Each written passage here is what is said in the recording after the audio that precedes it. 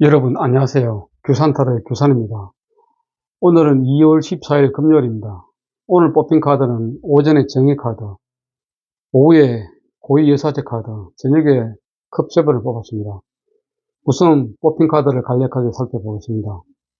오전에 뽑힌 정의 카드는 회색 기둥 사이에 당당한 모습의 중성적인 여성이 앉아있습니다. 왼손에는 천칭으로 제의 무기를 달고 오른손에는 검으로 심판을 내리고 있습니다. 검은 심판을 죄의 무게를 상징합니다. 개인 감정을 개입시키지 말고 정확하게 판단해서 판결하라는 의미를 담고 있습니다. 정해진 규칙과 법규, 논리적인 절차를 통해 명확하게 내려질 것입니다. 감정에 치우치지 않는 공정성과 진실성, 그리고 신중하게 합리적인 태도로 갈등과 분쟁을 조절해 나아가 정의를 실현해야 합니다.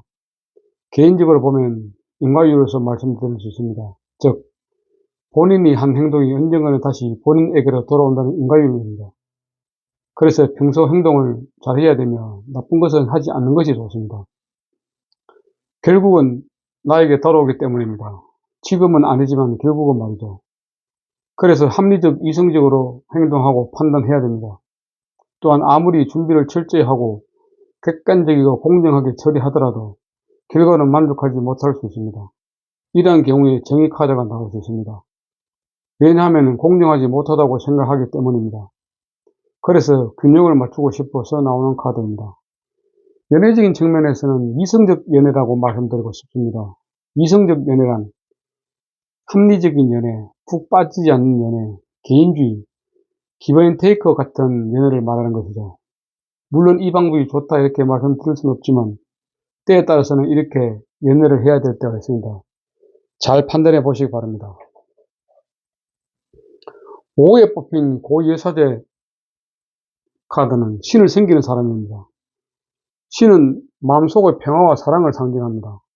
카드에서 풍기는 모습 그대로입니다. 도도한 자세로 흙과 벽의 기둥 사이에 앉아있는 모습이 매우 흥미롭습니다. 현실 속의 여성이 아니며 성스러운 여성성을 나타내고 있습니다.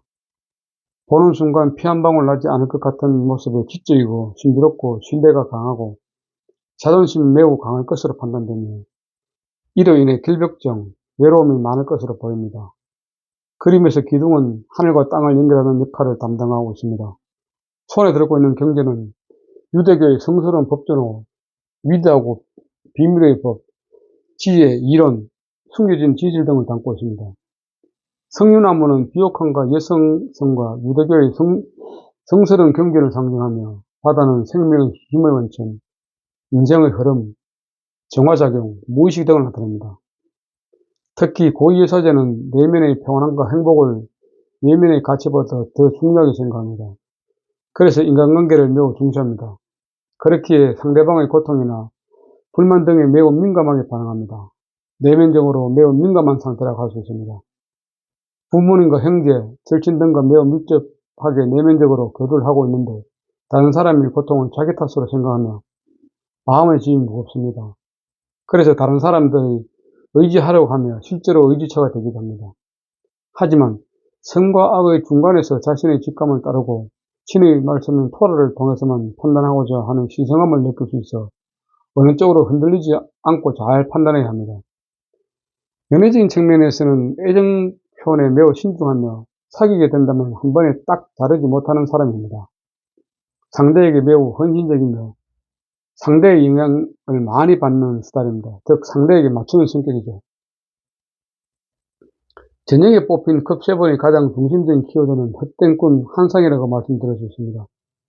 그러면서 컵 위에는 사람, 천, 뱀, 성, 보석, 월계관, 도마뱀이 있습니다.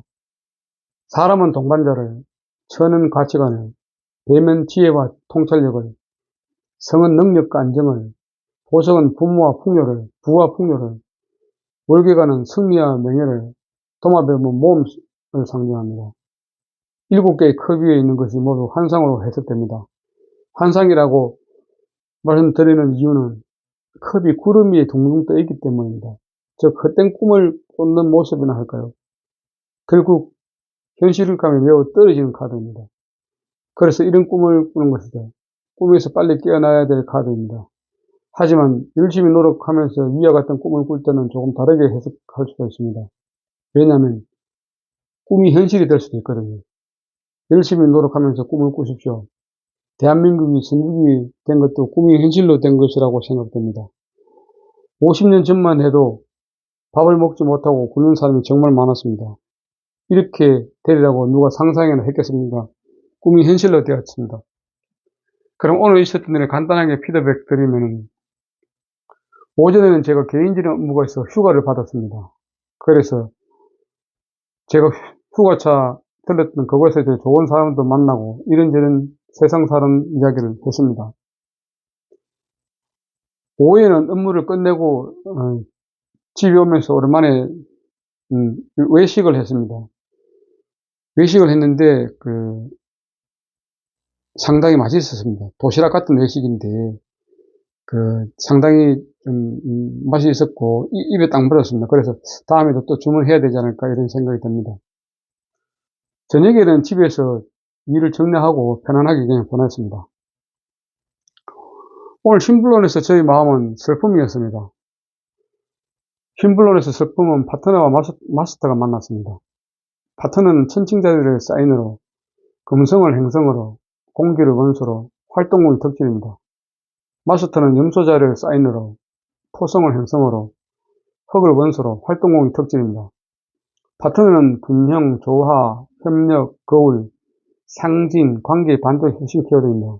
마스터는 책임, 운명, 인내, 현실, 즉 노인, 절제, 냉정함, 야망이 핵심 키워드입니다. 슬픔은 버려진 것, 관계 속의 외로움, 슬픔과 애도, 운명의 분리력, 미망임, 이들의 운명, 고독함이 핵심 키워드입니다. 카드를 보면 애도의 표시로 검은 옷을 입은 여성이 돌 위에 앉아 있습니다. 뒤로 보이는 무너진 기둥은 그녀의 시적인 상실감을 보여주고 있습니다. 이 상실감과 함께 반복되는 외로움은 관계에서 혼자라는 것을 상기시켜줍니다. 예전에는 불문법처럼 남겨진 파트너는 애도 기간이라는 것을 1년 동안은 보여주어야 했기 때문입니다. 그래서 다른 사람들과의 관계는 폐쇄적으로 차단되었고, 이 기간이 지난 후에 새로운 관계를 자유롭게 만날 수 있었습니다. 황량한 풍경 속에서 절망적으로 굳어가는 미망이는 슬픔의 과정이 끝나고 다시 일어나 새로운 삶을 찾아 나갈 수 있을 것입니다. 문제점을 관계 속에서 고독감을 느끼고 있습니다. 그래서 파트너십이 깨지게 됩니다. 이별을 하고 슬픔에 잠겨 있는 모습입니다. 늦게 결혼해서 구속받는 파트너십을 늦게 됩니다. 포기해야만 할 일이 발생할 수 있습니다. 권위적인 남편으로 인해 매우 힘든 상황입니다. 이런 문제점을 해결하기 위해서는 힘든 상황을 참고 견뎌야 됩니다. 애도의 기간을 수용해야 됩니다. 현재 상황을 수용하고 받아들여야 합니다. 파트너로 인한 고통을 감수해야 됩니다. 사랑과 그리움에 미련을 두지 않습니다. 결국 마음의 정화가 필요한 상태이며 우울과 고독감을 극복해야 됩니다. 현재 슬픔을 잘 다스려야 합니다. 현재를 되돌아보고 미래를 준비해야 됩니다. 지나간 일은 다 잊어버리고 운명을 받아들여야 합니다. 이 상황들 현재 처해 있는 과정들하고 좀 비슷하다고 생각되는데, 저도 이제 마음을 비울 것은 비우고 정리할 것은 정리해야 될 것 같습니다. 그렇지 않으면은 마음을 다치게 되면은 더 어떤 것도 할 수 없고 계속 마음이 불편합니다. 그래서 지금 빨리 저도 털어버리려고 하는데, 오늘 이 카드가 나왔다는 것은 아마 제가 이제 틀 수 있다 하는 그런 자신감이 생기는 것 같습니다. 어차피 이거는 이제 끝자락에 나오는 거고 내가 다 정리할 수 있다 하는 그런 게 있기 때문에 마음은 불편하지만 그래도 정리를 해야 될 것 같습니다.